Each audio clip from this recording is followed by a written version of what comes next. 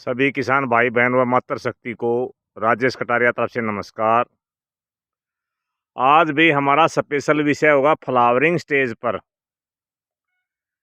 कई किसानों को बहकाने वाले अन्य किसान भी कह सकते हैं, या भाई जो भ्रमित लोग हैं वो किसानों के मन में तरह तरह के सवाल पैदा कर देते हैं।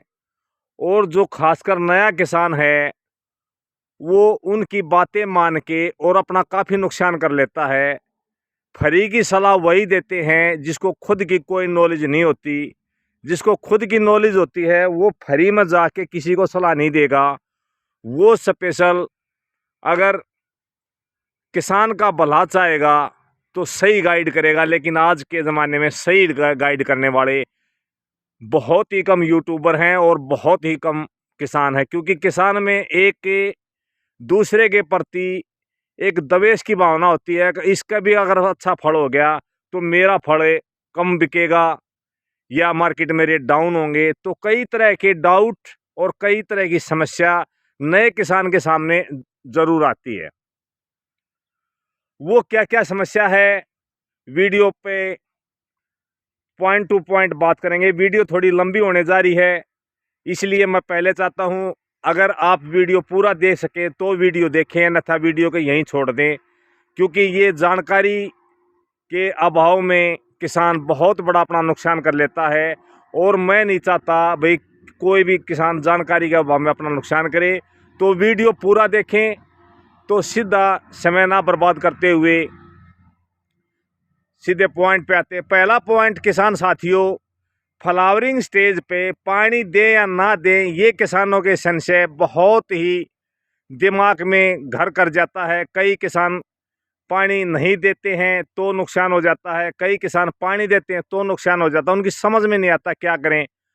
साथियों, पानी उस समय दें जब आप अपनी ज़मीन को ऊपरली जो सतह होती है 2 से 2.5 इंच या 3 इंच उसको खोद के देखें। उसके नीचे आप 5-6 इंच और नीचे खोदें। ऊपरली मिट्टी अगर 2-3 इंच सूख रही है और नीचे की मिट्टी अगर गीली है तो पानी की आवश्यकता नहीं है। साथियों, अगर आपको 2-3 इंच से नीचे और जो 5-6 इंच जो नीचे हमने खोदी है वो गीली नहीं है, उसमें लड्डू नहीं बनता, तो साथियों आप हल्का पानी फ्लावरिंग स्टेज पे ज़रूर लगाएं। ये देखिए हमने भी पानी लगा रखा है साथियों। क्योंकि कई साथियों की एक ये होती है, ये तो किसानों को बहकाता है। हम बगैर किसी के अपना जो तजुर्बा होता है उस तजुर्बे को ही देख के हम किसान से शेयर करते हैं, इसलिए हम काफ़ी लंबे समय तक वीडियो नहीं डाल पाते। हमारा जो प्रैक्टिकल हर साल मौसम के अनुसार अलग अलग प्रैक्टिकल चलता रहता है। अब की बार क्या समस्या है, अब की बार क्या समस्या है, इसलिए हम वीडियो थोड़ा लेट डालते हैं। लेकिन फिर भी अगर किसान की समस्या बार बार फ़ोन पे आता है, अभी ये समस्या, तो वीडियो डालना बहुत ही ज़रूरी है। तो साथियों, पानी पहला पॉइंट है पानी। पानी मैंने बता दिया, अगर कम नमी है 3 इंच नीचे खोद के देख लें, नमी कम है, लड्डू नहीं बनता है तो पानी दें, लड्डू बनता है तो पानी की आवश्यकता नहीं है। दूसरा साथियों, पानी हल्का दें, पानी खड़ा ना रहने दें। ज़्यादा हैवी पानी देंगे तो खड़ा होगा, उससे फ्लावरिंग ड्रॉप होगी। दूसरा पॉइंट होता है साथियों, कई किसानों का एक डाउट होता है, जैसे मैं अभी बताऊं, इस अवस्था में ये देखिए साथियों, हर उसमें फल भी बन रहा है। हर गुच्छे में, जैसे इस गुच्छे में 2 फल बन चुके हैं, अगले में इस साइड एक छोटा एक थोड़ा बड़ा 2 फल बन चुके हैं, अगले में ये 3-4 फल बन चुके हैं, इसमें भी ये 3-4 फल बन चुके हैं, इधर आप देखोगे इधर भी फल बन चुके हैं। अगर ये अवस्था है, आपके हर गुच्छे में 1 या 2 फल बन रहा है और उस समय आपका फ्लावरिंग ड्रॉप हो रहा है, तो ये कोई समस्या नहीं है साथियों। ये आप दिल से निकाल दें, क्योंकि इसके अंदर लगभग 50 से 60% नर होता है और लगभग 40 से 50% मादा होता है। तो नर का काम होता है साथियों पॉलिनेशन की क्रिया को संपूर्ण करवाना। जैसे ही पॉलिनेशन की क्रिया पूर्ण हो जाएगी, नर ऑटोमेटिक नीचे गिर जाएगा। जैसे मैं आपको दिखाऊं, ये गिर रहा है, ये देखियो साथियों, ये गिर रहा नीचे, ये आपको दिखाई देगा। ये कई साथियों का काला होके गिरता है, कई साथियों का सफेद होके गिरता है। तो साथियों, जो काला होके गिरता है वो फंगस का कारण हो सकता है कुछ %। बाकी जैसे पुराना फूल जब तक नहीं गिरता है वो ऊपर काला हो जाता है, उससे भी ना घबराए साथियों। देखिए साथियों, अब की बार लगभग जो नीचे ये बिल्कुल जमीन से सटी हुई टहनी है, अब की बार टाइम प्रॉब्लम के कारण हम छटाई नहीं कर पाए, लेकिन नीचे भी फल देखिए साथियों, जबरदस्त प्रोटेक्शन। ये देखियो, इस टहनी पे भी बहुत ही शानदार, हर टहनी पे आपको फूल और फल मिलेगा। तो मेरा कहने का ये था, आप फूल से ना घबराएं। फूल अगर आपका 50 से 60% ड्रॉप हो रहा है, अगर आपका फूल फल नहीं बन रहा है और उससे पहले ही ड्रॉप हो रहा है, तो वो एक बड़ी समस्या है। उसके दो कारण होते हैं साथियों, न्यूट्रिएंट की डिफिशियंसी यानी कि न्यूट्रिएंट की कमी, या फंगस का अटैक होना। सॉरी साथियों। तो मैं हर वीडियो में ये पहले ही दर्शा चुका हूँ, पहले बता चुका हूँ, भाई फंगीसाइड आपके खेत में फंगस हो या ना हो, आप फंगीसाइड का स्प्रे अवश्य करें फ्लावरिंग से पहले, बहुत ही ज़रूरी है। इसके बाद जैसे फ्लावरिंग शुरू हो जाती है, उस समय अपने खेत में 1-2%, 3%, 4%, उस समय अपने खेत में पूरी तरह घूम के देखें कोई फंगस का अटैक तो नहीं है, किसी कीट का अटैक नहीं है। तो शुरुआती दौर में ही आप फंगीसाइड और कीटनाशक का स्प्रे ज़रूर करें। ये हमारी वीडियो में आप देख सकते हैं फंगीसाइड और कीटनाशक वाली में।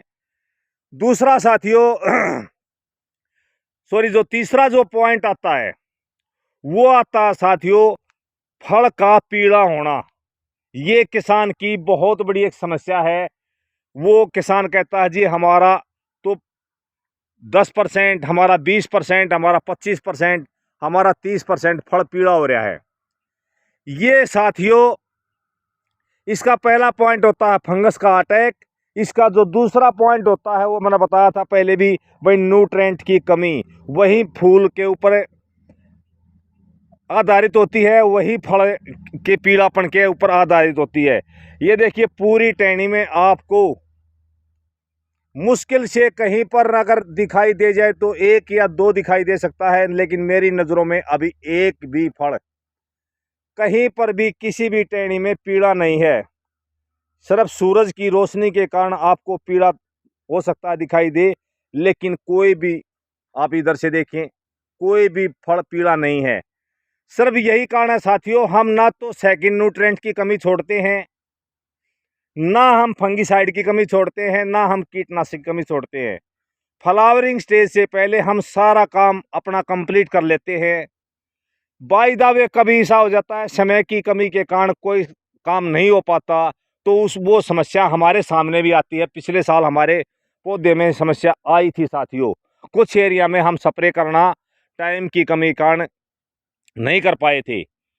तो साथियों, पीलापन मैंने बताया 2 ही कारण होता है, न्यूट्रिएंट की डिफिशियंसी यानी न्यूट्रिएंट की कमी, आपने समय पर सेकंड न्यूट्रिएंट नहीं दिया हो या आपने माइक्रो न्यूट्रिएंट नहीं दिया हो। तो इसके निजात पाने के लिए साथियों, आप अपने खेत में अच्छी तरह से ध्यान से देखें। एक तो आपके अपने पत्तों को चेक करें, पत्तों के अंदर खासकर जो जैसे पत्ते हैं, पत्ते के अंदर कितना चिकनापन है, कितना पत्ते के अंदर साथियों मैलापन है, या आपका पत्ता सिकुड़ा हुआ है, या साथियों आपके उसमें कीट का भी प्रकोप है। ये चीज़ आप ध्यान से देखें। तो फंगीसाइड का ये होता है साथियों, आपका पत्ता जो है वो धीरे धीरे मुरझाना भी शुरू हो जाएगा, पत्ता सिकुड़ना शुरू हो जाएगा।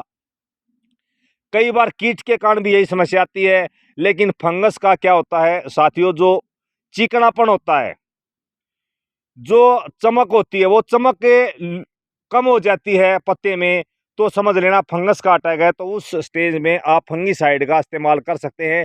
लिक्विड फंगीसाइड का इस्तेमाल करें, जैसे अमिस्टा टॉप है, मैरीवॉन है, या और भी ढेरों कंपनियां, अच्छी कंपनी का।